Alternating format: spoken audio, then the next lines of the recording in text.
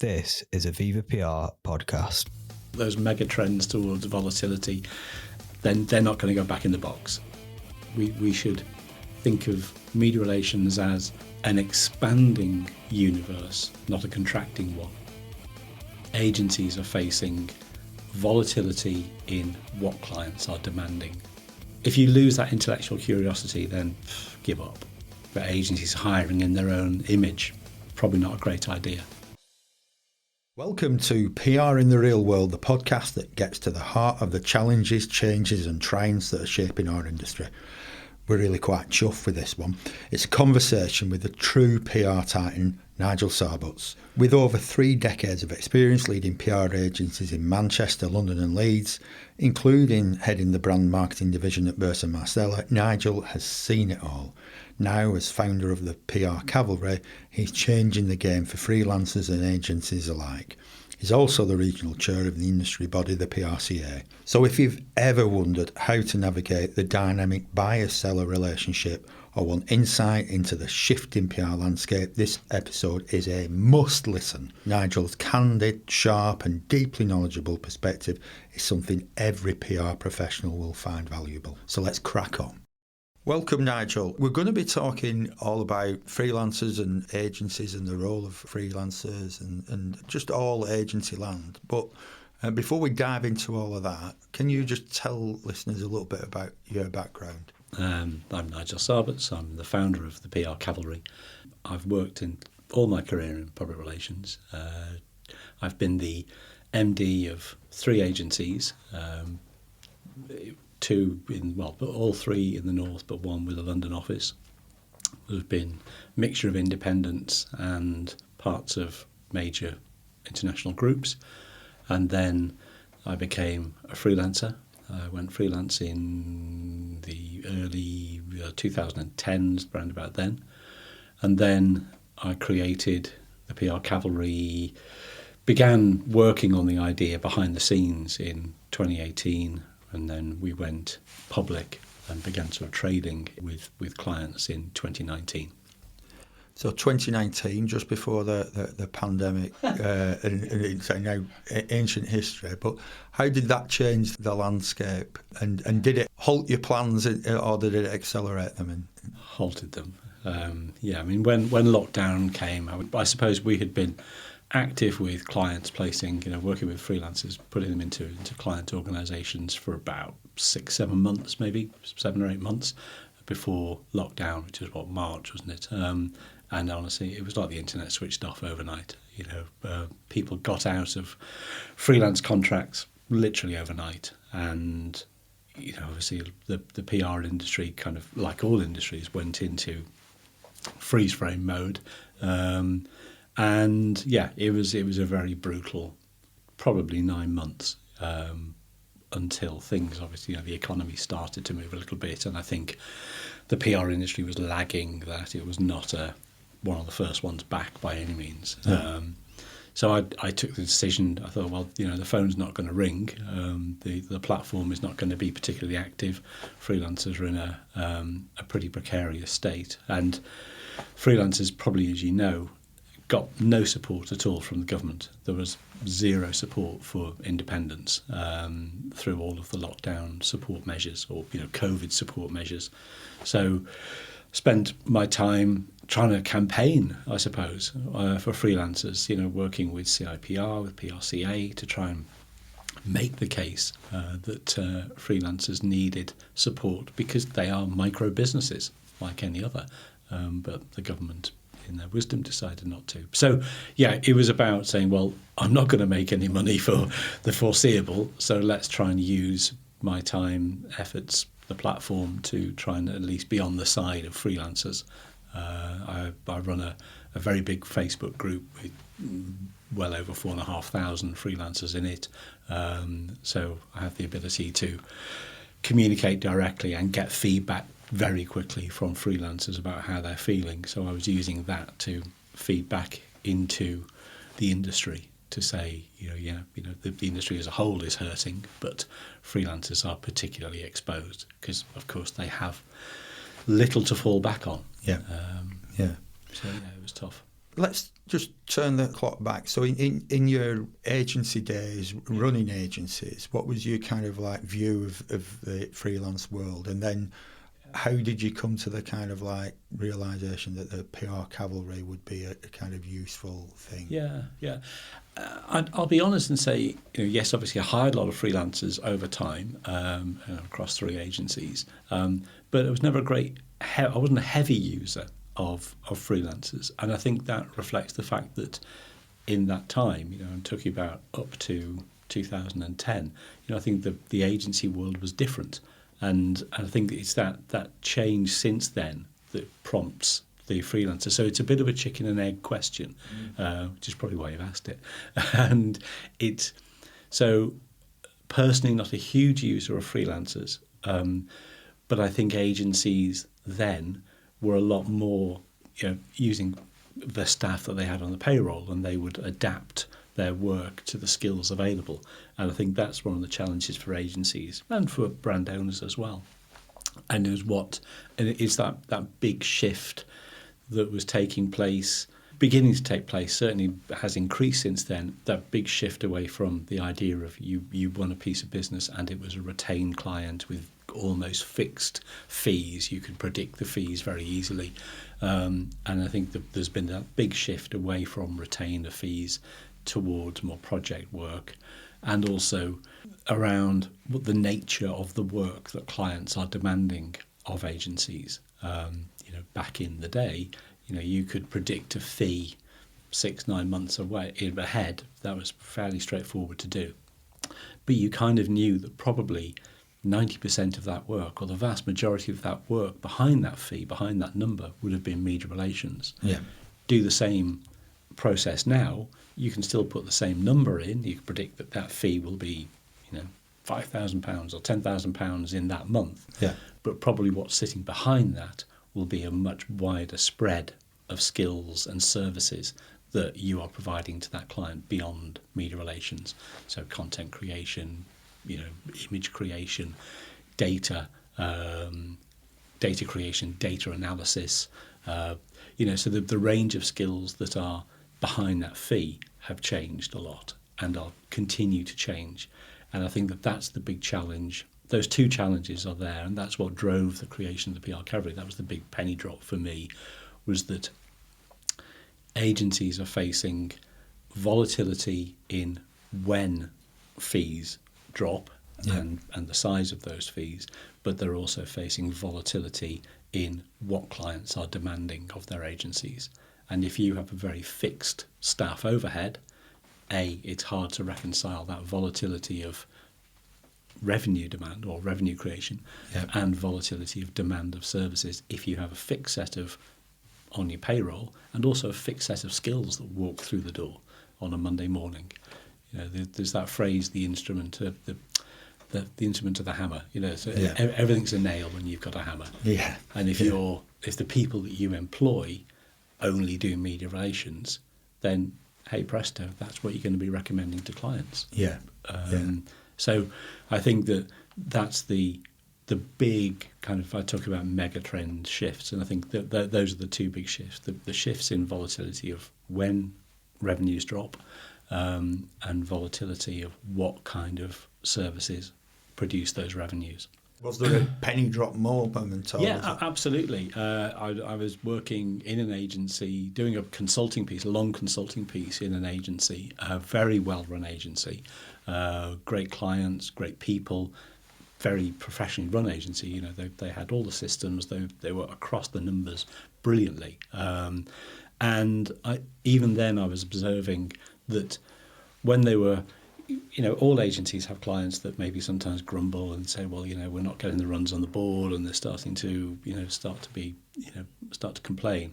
And what that agency would do is say, well, because if the idea is not right, then no matter how many hours or phone calls or emails you put behind a campaign, it's not going to solve that fundamental problem. So what they then do is go, right, okay, we need fresh eyes on this. We need a specialist in this market. And they go, does anybody know a freelancer? And I was looking, and suddenly, this agency of 35, 40 people would go on LinkedIn and go, does anyone know a freelancer? I thought, right, okay, well, if an agency of that scale and sophistication hasn't got access to that pool of talent, it can't just go and reach for exactly that, the right person who can come in and address a brief and solve it, then that's the big opportunity. Along with those broader trends of volatility that I was talking about. So I think if you were setting up an agency from scratch, and I talked to a lot of people who have been doing that in recent times, I think setting up an agency with the old structure, the pyramid structure, the boss at the top, a couple of directors at the top concerned with running the agency with new business generation, load of account execs at the bottom, and that what I call the sort of difficult middle bit of people who are perhaps a few years into their career. I think it would be quite a brave decision to create a pyramid structure agency now. I think in a lot of agencies have embraced flexible talent a lot more, and sometimes agencies, I think, are nervous about talking about that to clients as if it's a weakness that they've brought specialists in. Yeah. And actually, most clients you talk to, they do that in their own business anyway. Yeah. If you go and talk to big engineering companies or big construction companies or, almost any sector. Subbies. Yeah, but I think I think of it more like, you think of it as like Hollywood. A director goes and he goes and finds the great lighting person, the great sound person. They put together the right team for that project, and then it disbands. And nobody questions that. We all accept that, the Hollywood model is incredibly successful at producing brilliant work. So I don't think agencies should think of hiring freelancers as some sort of sign of weakness, that they haven't got these skills in-house. They should go to clients, I think, and say, right, we want to strengthen our bench. We just want to do a better job for you, and we're going to go and find good people that can just fill gaps that maybe we have for a few months on a particular thing. That maybe the solution that you require for this brief is a CSR program, and we know just the right person. We haven't got a full-time requirement for that CSR specialist, but we know the right person who can knock this out of the park. Now, if I was a client, I'd go, great. Let's go and find that person. I recognise you don't need them, but don't try and hide them in a cupboard and pretend they don't exist on the team.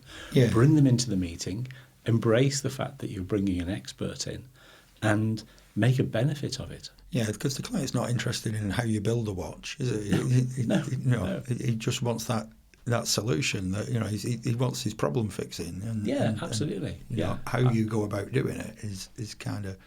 So if you were in you woke up tomorrow and thought, right, I'm gonna set up an agency, what would that look like in terms of how would you design the model now?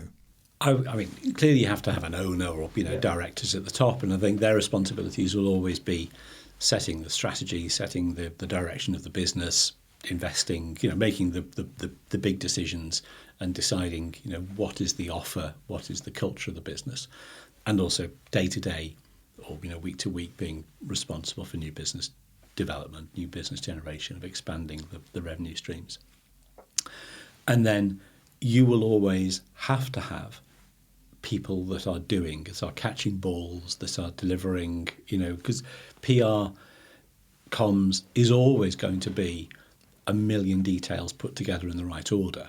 So you've got to have people at that level, that very tactical delivery level, who are making sure that things happen when they're supposed to happen. I think it's that middle bit, the people who typically you would probably think of as account director, associate director.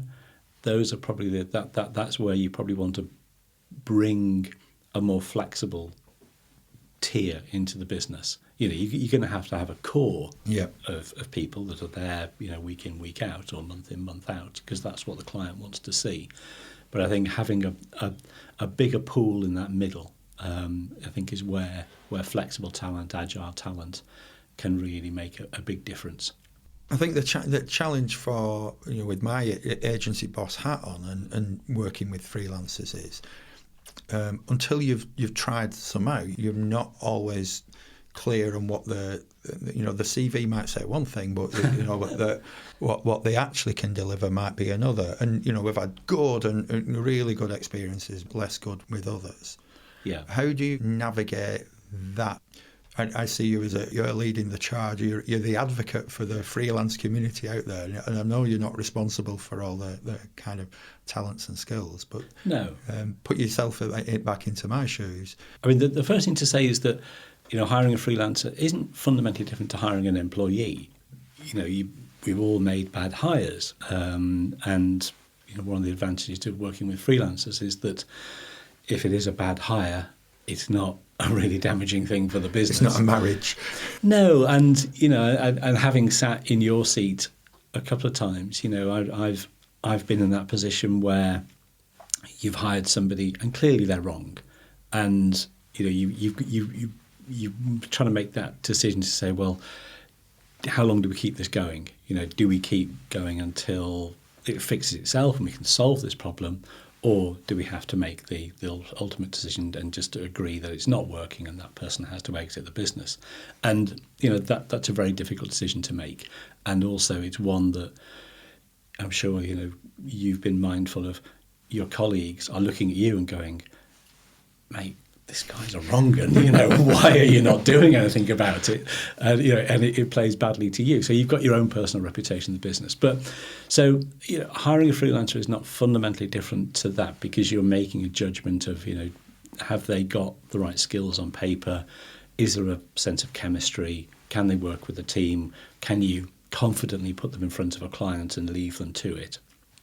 So you're making kind of those nuanced judgments like you do when you're taking an employee on, but without perhaps the downside of if it doesn't work out. It's a much easier thing to part company. You're still reliant on your common sense, your spider senses, the experience you have of hiring people. I mean, what we do in PR Cavalry is we look at every profile before it goes live on the platform. If there's something that doesn't look right, then those people get challenged. And we've also made the process of registering and creating a profile not outright difficult, but not easy. You have to think very hard about what skills you've got, what talents you've really got, and and put those down on paper, which is a challenge for some people. The other thing to say is the industry awards that exist tend to say you're either in-house or you're agency. Yeah. And where there are freelancer of the year type of categories, it's a bit like the Oscars best sound. It's one of the minor categories rather than the one that's like, right, everybody, it's agency of the year, and everyone shuts up and puts their drinks down. It's like, oh, freelance of the year, well done. Yeah. So what we want to do is to say, well, there are freelancers out there, loads of freelancers who have disproportionate impact and they're in the room and advising, doing really high-level advisory work or serious work, not because of who they have on their business card, that they work for, mega corp agency, but because they're in the room because of who they are and the quality of the work that they do. So we want to shine a light on those freelancers and say, kind of right or wrong, that if the industry divides people into in-house or agency, they're simply overlooking a huge talent pool, and roughly 12% of the industry is freelance. So, there's an awful lot of people who are doing great work but are not recognised by the existing awards. Do you feel like you've become the advocate for freelancers, almost like the spokesman sometimes? No. I mean, there's a bit of self-interest where I do. I'll be open about that. But, the opportunities in COVID to try and bang the drum for freelancers, that was simple maths. I'm not going to make any money, so I can either just garden or something like that, or I can get off my backside and try and do something. So it was that. But yeah, I mean, I do want to give the freelance community a voice, and to try and champion, because there are some absolutely brilliant freelancers. There's a lot of very brilliant freelancers. So no, I don't see myself as some kind of spokesman for the sector. And there are other good people, competitors of ours, who are doing good work. And there's the CIPR independent freelancers group. They have their own Facebook group. So there are lots of people doing good work. I am not alone. But it does seem strange that in that, if you believe that there is this mega trend away from the old school of big retainers and very kind of hierarchical agencies, that the industry, the way the industry thinks about how it's structured as an industry, seems to lag that. Yeah. That idea of you are agency or you are in-house and never the twain, or that one is always selling to the other. I don't think that's valid anymore, and that there should be a better recognition by the CIPR, by the PRCA, of which I'm regional chair, and sit on the communications board, I think it's called, PR and Communications Board of the PRCA. And, I want to try and use that voice to bang the drum, but I welcome others doing it with me. Well, now you've mentioned your role at the PRCA, I'd be interested to get your view on how national bodies like that can support regional agencies like ours, and just on your sense of the health of the independent and regional sector in the PR world. Yeah. Given your track record and the work you do through the PR Cavalry, you'll have a unique perspective, I guess. Well, yeah, as I say, I'm chair of PRCA Northwest, and I don't think it's any secret that the PRCA has been an organisation that's gone through a lot of change, a lot of turmoil, quite painful turmoil in the last couple of years, and I think is emerging from that. That's not going to be an overnight process. I'm guessing quite a lot of the people watching this are probably based in the Northwest, and I would encourage them to, if they're in the industry, to find out what the PRCA in the Northwest is doing. We run events, we try and bring good speakers to events, we have social events, a mixture of things, but we can always do with more, and what we need is people who will join a committee and do something, not join a committee and for the biscuits. Yeah. But I think the industry as a whole, yes, I've worked mainly in the north.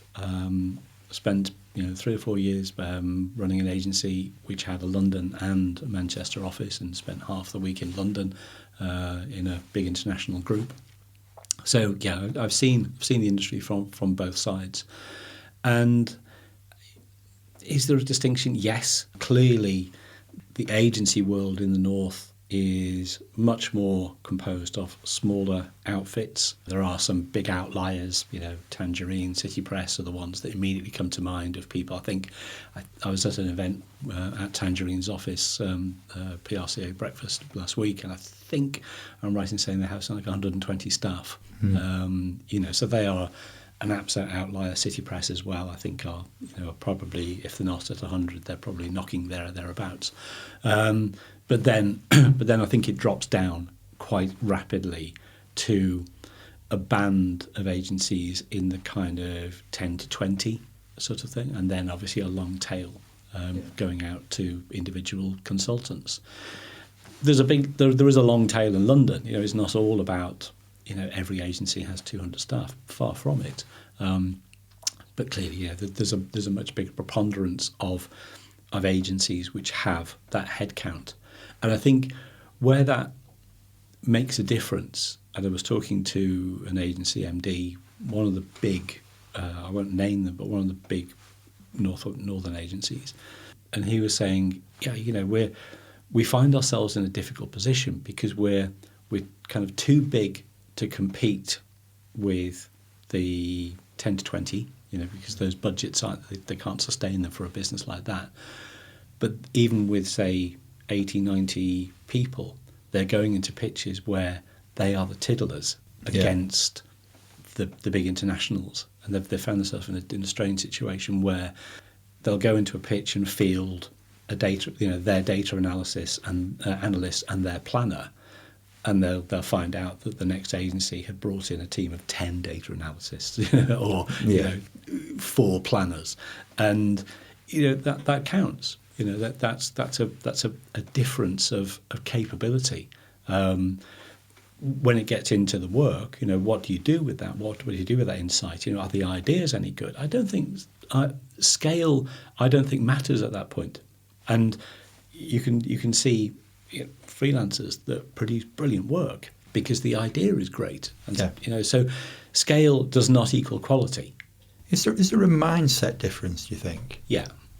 I think the mindset difference, and again, going back to my time sitting in the MD's chair of agents of 3 agencies with in the north, is that I think because the amount of briefs that are in play at any time in the north is smaller, and the numbers on those briefs, the budgets are smaller, is that I think there's a lot more hustle, there's a lot more urgency to win things, because that, if you try and put numbers on it, a sort of a £10,000 a month fee, they're probably not flowing regularly into the inboxes of most northern agencies. So when a big, a relatively big budget comes along, then you're going to pay a lot of attention to it, because you may not see another one like that for a considerable amount of time. So if you're going to try and land, the kind of client that would allow you to change the structure of a team or to make quite appreciable rapid changes in the business, then you're really going to go for it. You're going to throw the kitchen sink at it. But I think, that is going to that affects how you approach all types of work. So that I don't want to go into put particular numbers on things, because I think it's difficult to do. But I think it just gives you a kind of, these 3 briefs we've got in at the moment, these 3 opportunities, these could be the biggest we have this quarter.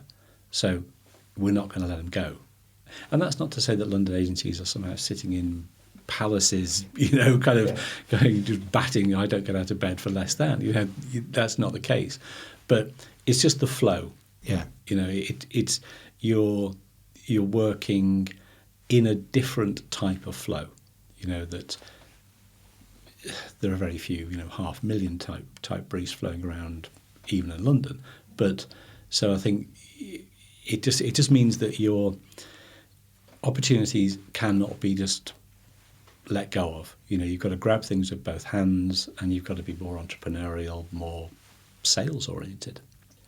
I mean, one striking difference is that when I was working in London, is that I don't think I can count on the fingers of one hand the numbers of times I went to a client's premises, whereas I don't know how much time you spend in the car or whatever going to clients. Yeah. And it's a slightly different thing. And I was thinking, that's actually an enormous amount of billable time that just gets lost in the way of working. That it's you're just not on getting in the car. Yeah, no, it's interesting that, and I think but the flip side of that is that you really get under the skin of the client. You get to really understand. You get on their premises, on their turf, walking around a factory, and the smells, the sights, the sounds. That you understand cultures better in a way that you can't do remotely, or if they were coming here to Viva Towers. No, I think that's a really good point, and it suddenly brought to mind. I don't think it's a myth, but remember the Audi campaign, Vorsprung durch Technik? Yeah. That was apparently just on a leaflet on a notice board. Yeah, and who was, I can't remember the agent. Was it Bartel? Yeah, I think so. They went, "What does that mean?" And they went, "Well, it's just our." I was like, "Oh my," and that. A campaign that became world famous, a brilliant campaign that we can still remember, I don't know, I can't remember when it was launched, probably when I was a kid. 70s, 80s, and lasted decades, and, changed Audi in the minds of the whole market, came from walking around a factory. And, I think that's really important. And also talking to people who are not in the marketing team, talking to production directors, whatever, talking to maybe the cliche of the guy on the factory floor, or the woman on the factory floor, but also just that broader range of voices, so people who work in distribution, who work in production, and because I think agencies can fall into a trap quite easily of having a meeting with the client and thinking it's the client's most important meeting that week. And it probably isn't, you know. And clients go into that meeting with the agency and they're probably thinking, well, my labelling machine has just completely collapsed, you know, or our distribution channel in the Austrian market has just vanished because, you know, for whatever reason. And those are the decisions that the client is probably keeping them awake. And agencies come in optimistic, shiny, happy people, say, we could do this, we could do this. And I think clients will think, yeah, but you don't live in my world. But I do think you get a better appreciation of that if you are literally meeting with people outside the marketing and comms function. Well, thank you, Nigel, because you've just kind of summed up the essence of what this podcast is all about and why we called it PR in the real world, because I think that was kind of the distinction that we were trying to make. Yeah. And not to say it's better, but we do kind of like bump into the people that we're dealing with in the pub. It might be that, you know, not the MDs I'm saying, but that, you know, the people who work on the shop floor or the, you know, in the accounts department or whatever. When we're out shopping in Asda, you know, we do see the effects that our work has, which makes us kind of slightly more invested, I guess, in that sense that we can feel it, see it, smell it, touch it. Yeah. We didn't rehearse that, by the way. No. The check's in the post. A meeting of minds. But I guess that you know, I'm keen to kind of explore that London and regional kind of difference as well, because again, if you look at some of the media, they will focus when they're talking about PR, you know, on London agencies or the latest celebrity scandal or whatever. And there's a huge hinterland, you know, of good work that's going on in regions that doesn't seem to kind of get the same look in. But it's a really valuable industry. It is. I don't know if it's still true, but I had a boss once a long time ago who claimed that more PR work is done outside London than in, but obviously it's distributed. I don't think that's probably an outrageous suggestion. You know, and if you had all of the agencies in Glasgow and Edinburgh and Cardiff and Bristol or whatever, all in one location, of course the industry would probably look and feel different. But you have to find the advantage in that. Yeah. And you know, the advantage is that probably if all those agencies were in one location, as they are in London, then the merry-go-round of talent would be worse than it is. And I think one of the problems that the PR industry has, and other industries have as well, is always hiring from within. And, you know, so, well, you know, I used to work at Viva, now I work for somebody else. Imagine leaving Viva for somebody else. But you know, if you're just hiring from other agencies, then eventually, or the inevitable result of that is that all agencies kind of offer the same thing, because it's a people business. You know, you suddenly don't have completely different insights if you go from agency X to agency Y. You take them with you. So if we're always hiring from the same pond, then it has a limiting factor. Yeah. Goes back to that, you know, using that kind of freelance army that you've got as well, that you bring in different kind of thoughts, skills and talents. And your example before, I remember having a back problem, and I went to see the doctor, and he said, "Oh, you need an injection." I went to see a surgeon, and he said, "Oh, you need an operation." And you know, you're right. If you've just got that collection of, you know, we can do certain things, you're always going to address a problem with a certain approach.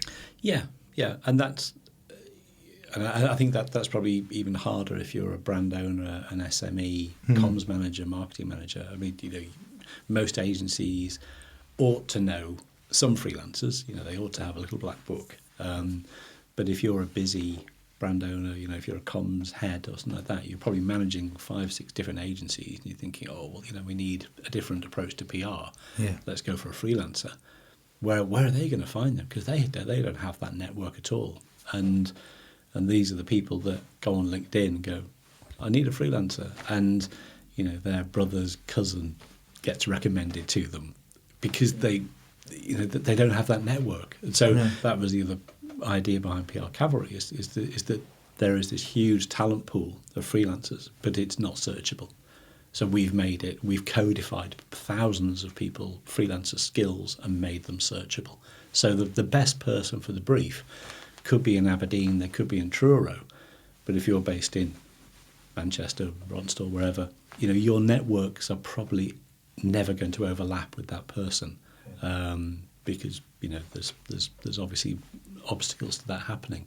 So how you find that unicorn, that person that's got that magic combination of skills that you think, great, this just looks perfect.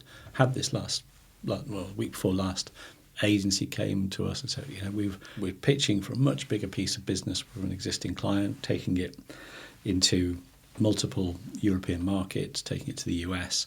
We've got most of the markets, but we need a fintech specialist who serves the French market. That is just a massive gap, glaring.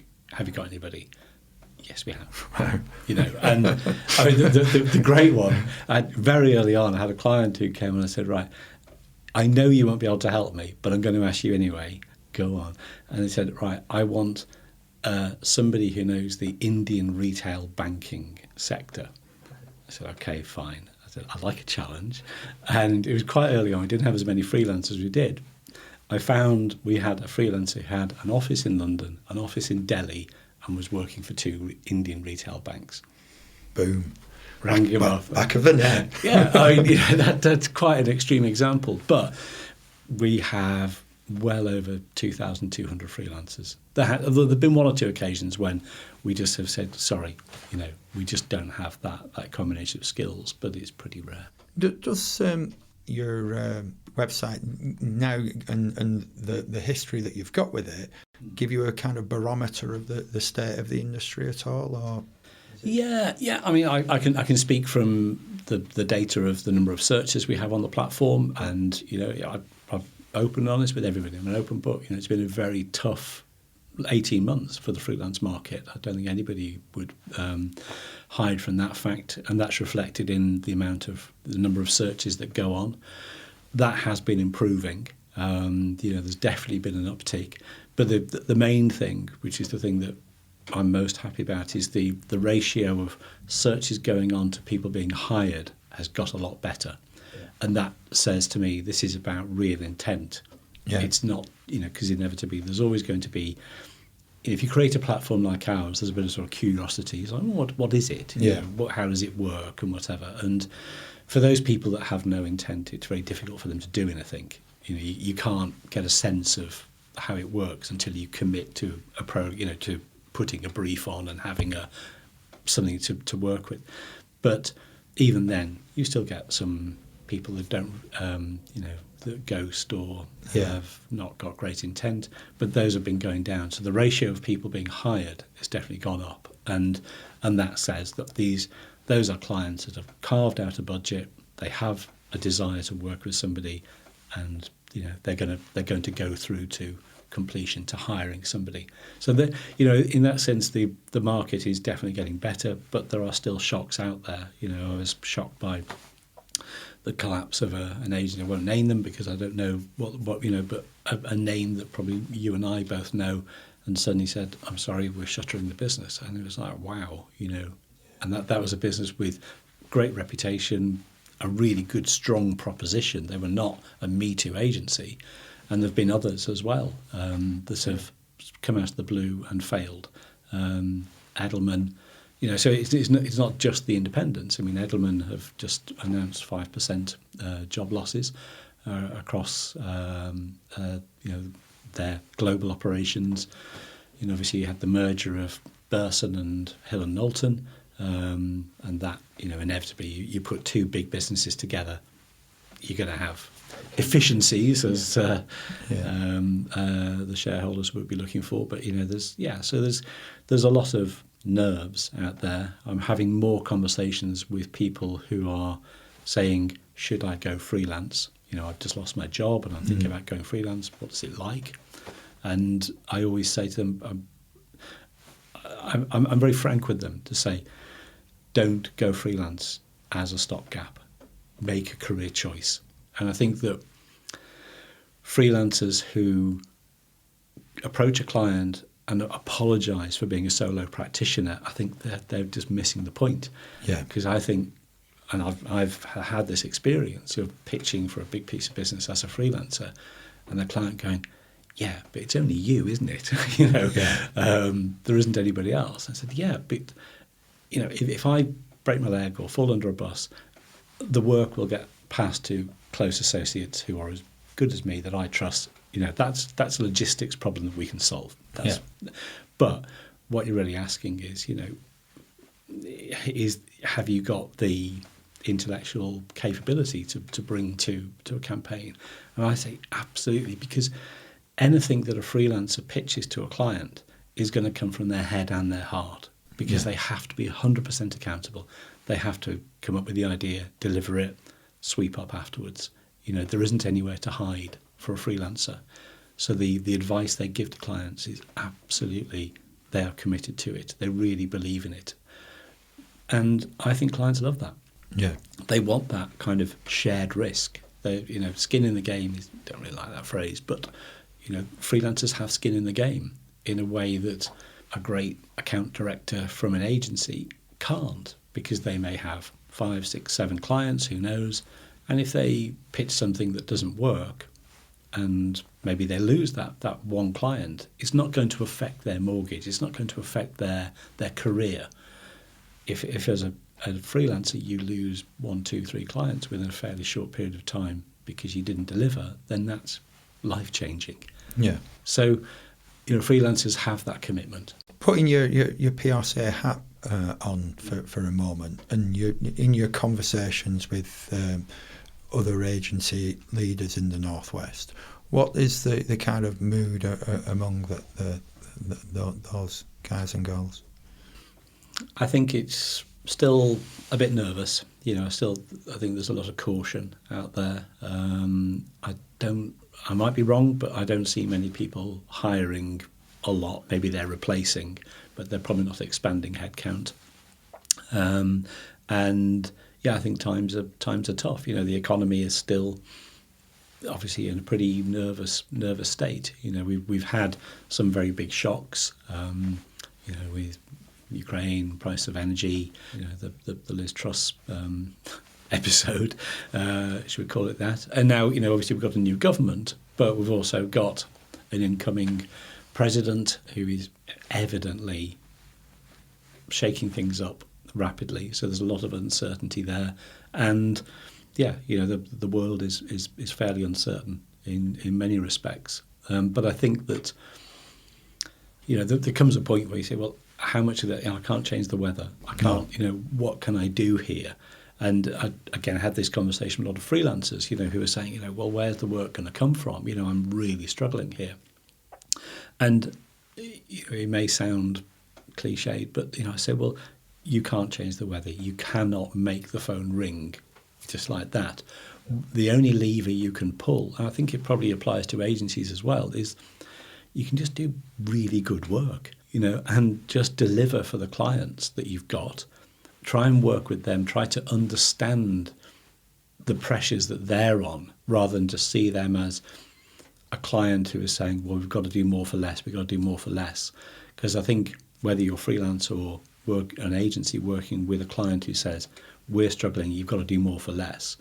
I think if you allow that within reason, I think if you allow that to corrode your relationship with that client, then it can become quite a rapid downward spiral.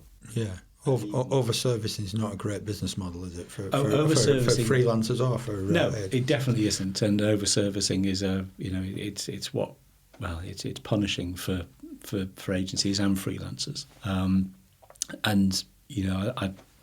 I don't know what the solution to that is. I don't think there's a neat solution, but I do think you've got to balance it with having pretty frank conversations with clients to say, we understand that you are under pressure.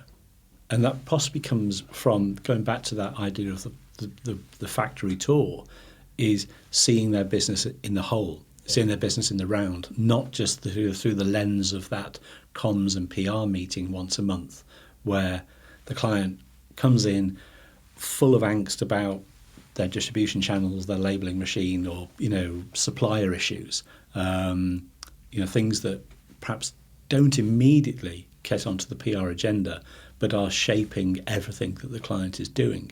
I think if you have that factory tour mentality, and with certain clients, you can say, okay, we totally get that you are experiencing your own problems. Can we weather this together? Can we trim our sails as you trim yours, and we just change our relationship? We can't do more for less. We can't just give you service for nothing, because we'll kill our business and we won't be around when the sun comes out. We will have gone. We will have either had to resign the account, or we'll have gone out of business, so that's not good for any of us. Is there a way that we can work together through this storm in a sense of partnership rather than supplier purchaser?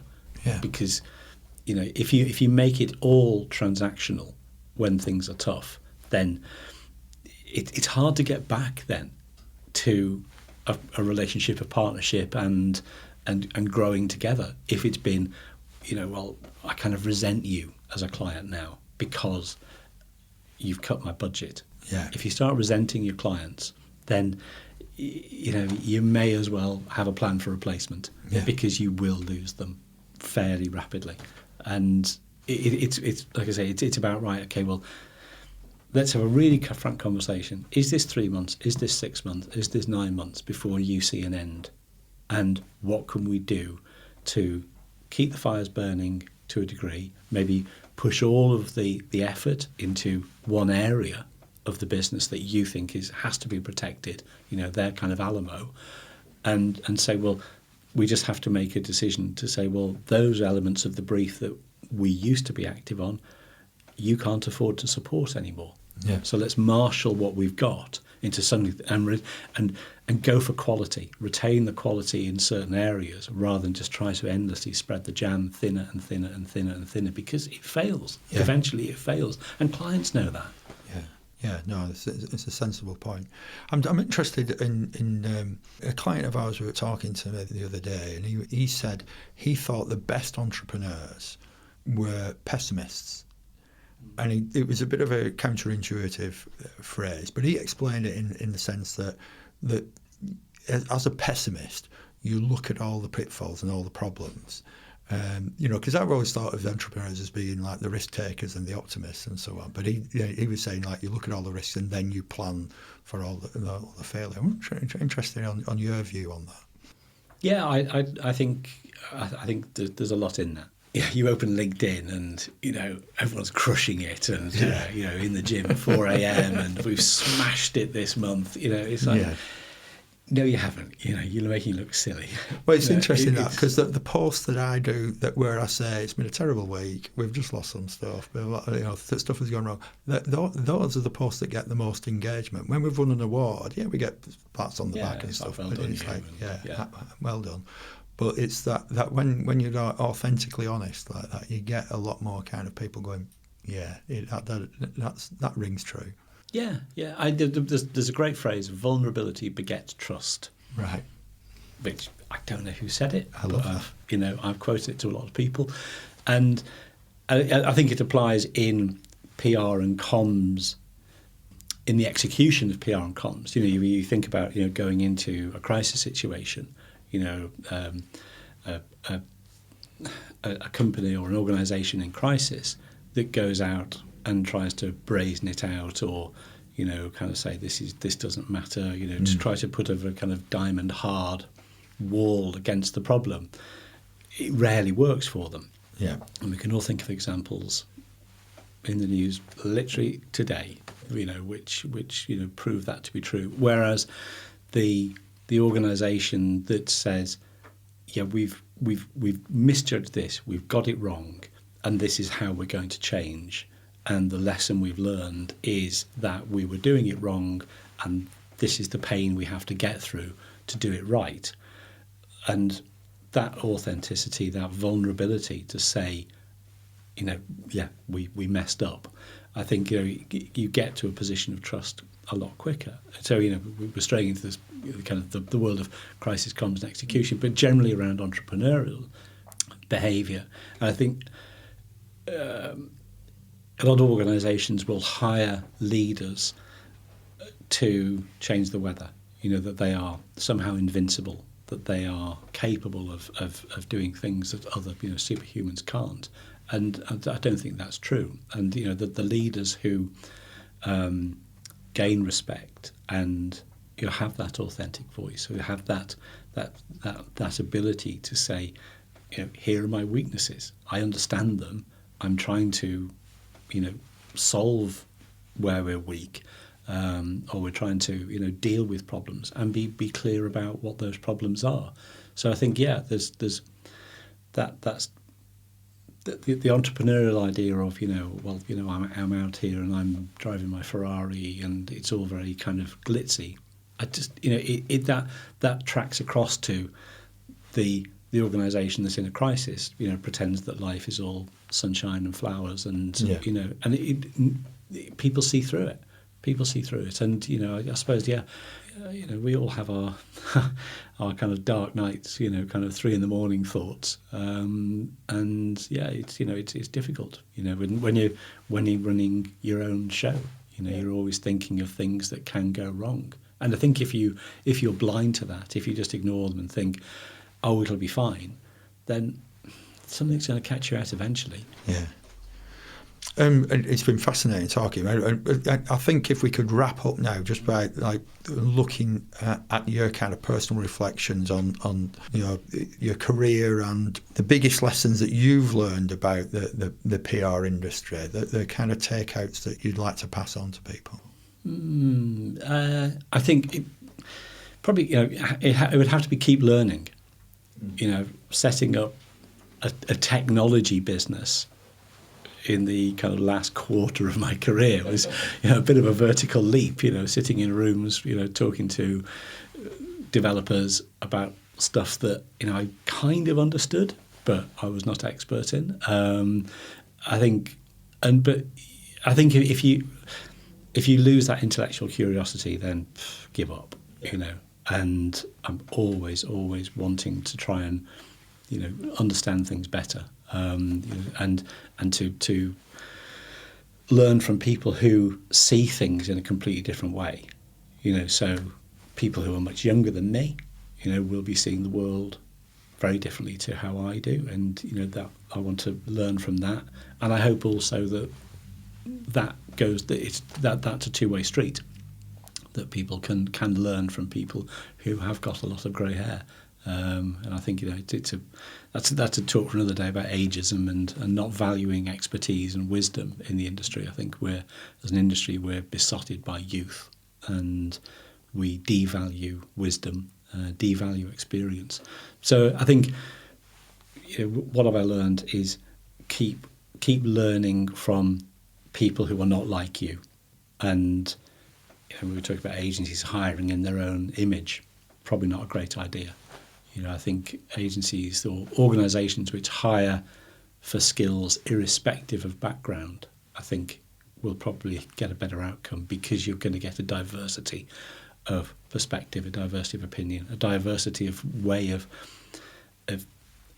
just voice and culture. And I think that's something that, if I had my time again, I'd probably have a lot more front of mind of trying to hire and surround myself with people who are not like me. And finally, I'm going to ask you to get your crystal ball out, Nigel, and just think about some of the trends or challenges or opportunities that agencies and freelancers can maybe look to and give them cause for optimism or cause for alarm. Okay, I'll say two things. One is that I absolutely believe that those mega trends towards volatility, then they're not going to go back in the box. That's out in the open. The toothpaste tube, has been squeezed and it's not going back in. I think the other thing, which is that's not a pessimistic thing, it's an optimistic thing, because I think the talent is out there. The other thing is that I think PR and comms will still be, in 10 years' time, still very much about media relations. I think there's been this kind of idea that media relations is something from the past, and it absolutely isn't. But I think that optimistically, I think that the industry needs to grab hold of the idea that media relations is now it's way more fragmented than it ever was. And the days of a media list having a number of names on it that's gone, because the publications, the publishers have gone by the wall. But you look at, say, the explosion of Substack, and there you're going to be talking to, maybe you may have had 10 names on a distribution list. Now will be 50, but they're probably talking to a bigger audience, but split across much smaller. It's been atomized. So I think the opportunities for media relations in volume terms, the places you can take a message and convince somebody and find an audience, numerically they're greater, individually they're smaller.